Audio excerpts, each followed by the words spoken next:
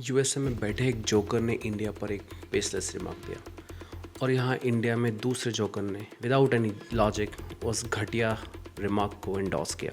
Let me show this morons undeniable power of India's economic engine.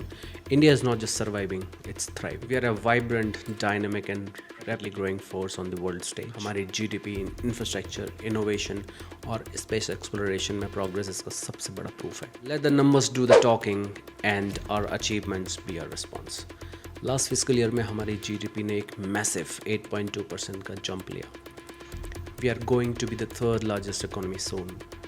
India is projected to have the highest per capita income growth rate among the major economies in the world in the next decade. Infrastructure revolution, world-class road network, massive increase in the number of new airports, high-speed rail, booming startup ecosystem, AI and robotics या फिर चंद्रयान, मंगलयान, गगनयान और हमारा अपना upcoming भारतीय अंतरिक्ष station. You call this a dead economy and what prosperity looks like? Pakistan. खैर छोड़ो इस दो कोने के देश पर क्या ही बात करना. Let's see how progressive is the USA right now. While the USA is still the major economy, but it's facing its own challenges, like notable slowdown in US GDP, only 2.8% last year. बढ़ता हुआ national debt, इनका कर्जा बढ़ रहा है, huge inflation rate, layoff and job insecurity.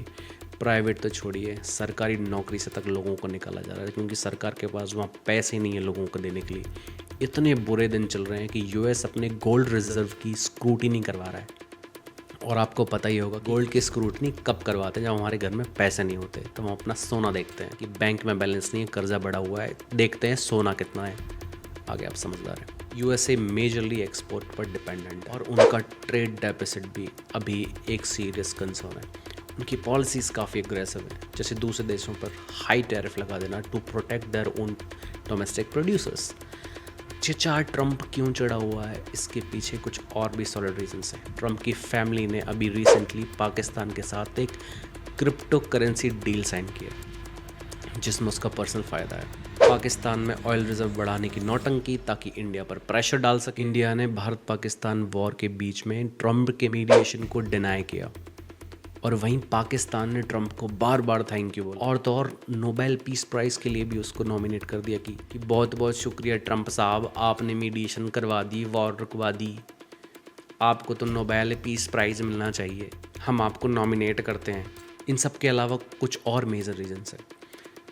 Trump wanted to recruit India to spy on China. South Asia में कोई ऐसा देश हो जो चाइना के पैर का कांटा बन सके, और ये काम इंडिया करेगा नहीं. हमने अमेरिका के डेयरी एंड फार्म प्रोडक्ट्स को इंडिया में एंटर होने नहीं दिया. उससे भी ज़्यादा ट्रंप फोर्सफुली इंडिया को अपने फाइटर जेट्स बेचना चाहता है. उसको नहीं पसंद कि हम फ्रांस एंड रशिया से Rafale, Sukhoi, MiG, Mirage, Jaguar खरीदें. वो चाहता है कि हम अमेरिका से F-35, F-A-18, F-15EX fighter jets खरीदें.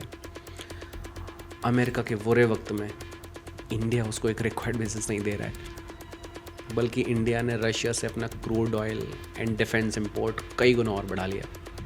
इस बात से वो और चढ़ा हुआ है. हमारे रशिया से पॉलिटिकल रिलेशन अच्छे हैं. We are great defence partners. We are running many joint projects like BrahMos missile और AK-203 राइफल हम रशिया के साथ मिलकर बना रहे हैं. We are building nuclear power plants and collaborating on space missions. It is not just a friendship, it's a strategic alliance that benefits both nations. It's a relationship that is built on trust, trade and shared vision.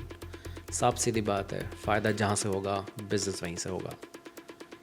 India is not dependent on any one when it comes to consumption. हम manufacturing भी करते हैं, supply भी करते हैं और हम सबसे ज़्यादा उसे कंज्यूम भी करते हैं, और ये हमारे देश की सबसे बड़ी ताकत है.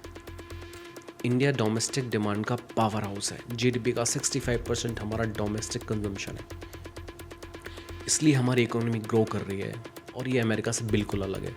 उसके साथ साथ इंडिया से refined petroleum products, gems and jewelleries, pharmaceuticals, engineering goods, automobiles and components, chemicals, textiles, apparels, agriculture जैसे products and IT services and softwares, financial, professional services जैसी सर्विसेज भी हम US, UK, UAE, Netherlands and China जैसी countries को export करते हैं.